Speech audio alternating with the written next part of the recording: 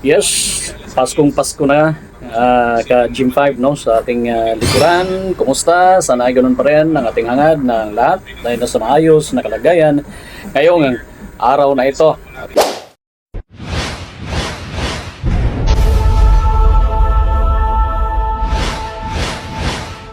Okay, so talaga naman Disyembre 5, 2024.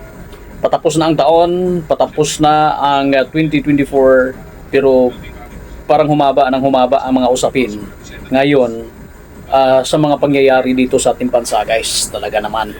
Habang nagkikipag-diskusyon ang lahat para sa pangyayari natin ngayon, dyan sa kung saan umabot na itong impeachment complaint para kay Vice President Sara Duterte. Dalawang grupo na ito, dalawang impeachment complaint mula sa iba't ibang mga grupo. Ngayon, dinagdagan pa itong problema natin sa karagatan. Kawawang-kawawa yung ating mga tropa dyan na kung saan magiging hanggang saan kaya ang kanilang pagpipigil, no? O hanggang kailan kaya ang kanilang pag-iiwas, hanggang kailan kaya ang kanilang damdamin na mapigilan ditong mga ginagawa ng China ngayon, no? Diyan sa kung ating matatandaan, Baho de Masinloc na naman, Winotercano na naman yung isa sa ating mga sasakyang pandagat. Ako po, ano ba talaga?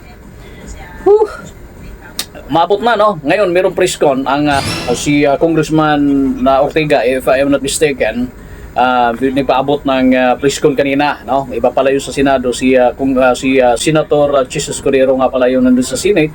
At ang House naman, nagkakaroon ng, I think, mga weekly ito, ginagawa nila yung press conference na ito. Mayroong reaction ukol dito, guys. Itong pangyayari ngayon, lalong-lalo na yung pangyayari kahapon, no? Ito, pakikinggan natin. Problema sa karagatan, problema sa kalupaan, yan ang nararanasan ng ating mahal na bansang Pilipinas. Yung latest Chinese aggression laban sa ating Coast Guard at Bureau of Fisheries and Aquatic Resources, kung saan may Chinese vessels umano na nag-water cannon na naman. Actually, may mga videos ito sa Baho de Masinloc. Ano pong masasabi niyo dito? Well, matagal silang medyo tahimik sila noong mga nakarang araw, pero syempre kinokondemn natin yung mga ganyan. Sabi ko nga po, patuloy po nating ginagawa pa rin yung mga hakbang natin na nire-report natin, kinokondemn natin. Patuloy pa rin yung mga military exercises natin sa ating mga borders. Kung ano po yung kailangan na isampa na policy o kailangan pagtuloy-tuloy pa rin po yung mga kaso na isasampa natin, okay lang po, tuloy-tuloy po yan. But again, minsan parang may pattern, nakakapagtaka din minsan na parang... Yun. Kung matatandaan natin, guys, no? Kung matatandaan natin, umabot kasi ito, ang MCC na ito, sa Senado, no? Mukhang si Senator De La Rosa yung nagtatanong sa ating Coast Guard, saan sinabi niya na hanggat kailan dapat proteksyonan din yun ang ating yung karapatan ng ating mga tauhan diyan, no? Wala ba talagang gagawin kasi ang kung ating pakikinggan, guys, ang sitwasyon ngayon hanggang diyan na lang tayo sa tinatawag nating tolerance na yan, no? Pagbabantay, ang side naman ng ating mga kasundaluhan dyan sa karagatan, sa ating mga Coast Guard, ay yung tinatawag nila mayroong rules of engagement, no? Hindi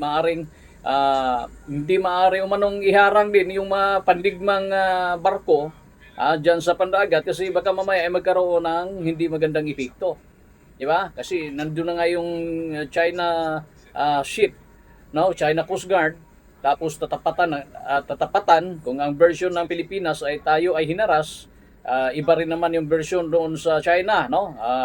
Malamang kasi ang lagi nilang inaano na sila rin ang nakakaranas ng hindi magandang experience mula sa Pilipinas, sa Philippine Coast Guard. Kaya tutuloy pa natin, guys, ang ating nasagap na impormasyon doon sa presscon mula kay Kong Ortega, no? Paulo Ortega. May konting iringan sa kaguluhan dito sa lupa, pero sa dagat meron din. Binubuli din ng mga nananakop yung ating mga Coast Guard saka yung mga mangingisda doon. So may pattern ba yan sa nangyayari dito sa political landscape natin, o hindi connected, or somehow it's still connected, lalo kung may mga pro-China tayo na mga advocates, saka mouthpiece. So, ang hirap naman po mag-assume, pero parang based po sa mga nakikita ko, parang ganun na nga po yung dating eh. Parang may synchronization. So, again, we still continue what we're doing. Andiyan naman po ang ating Navy, andiyan naman po ang ating Coast Guard at ating mga kasama no, na nagpo-protect sa ating borders. But again, I suggest na ituloy po natin kung ano yung ginagawa natin ngayon. Oh, sir, sorry, last na talaga. Yung sa Wala eh. sa nabanggit niyo, sir, parang lumalabas, parang may nata-timing at natutok na parang may parang natatabunan para matabunan, ganun po ba yung ibig niyo, sir? Ang hirap i-assume sa totoo lang, pero minsan ganun ang maiisip mo. Minsan pag binasa mo po yung mga comments sa social media, yung mga articles, parang ganun po patungo eh. Kasi syempre we have to look at the greater scheme of things na hindi lang naman po yata yung politika sa local ang may konting iringan. Meron din pong konting tension sa global scene, which is yung issues natin with China, yung pakikipag-joint exercises natin sa mga kapitbahay natin at saka sa US. So, hindi mo maiwasan na ganun po ang isipin din natin. Although, pangkaraniwang tao nga po, saka yung mga kaibigan natin sa local governments, ganun na po iniisip. Paano pa kaya pag nasa national scale ka na? Sana mali ako. Ayan, no? So, abangan na lang natin kung ano pa. Sana naman, wala nang iba pang mga ganong pangyayari. At mapag-usapan ito. Although, meron ng mga haka-haka at mga pagdududa na baka ano ba talaga ang behind nito, no? Dahil sa gusot ngayon dyan at itong tuloy na investigasyon ngayon dyan sa Senado, sa Kongreso, sa mga pangyayari dito sa ating bansa at ito rin, no? Meron din problema dyan sa karagatan. So problema sa kalupaan, may problema rin sa karagatan. Sana naman ay makayanan, no? At hindi hahantong sa hindi magandang resulta. Hanggang sa muli po, magpapatuloy po tayo. Ito po ang inyong lingkod, Jim 5 TV. Maraming salamat at mabuhay ang buong Pilipinas.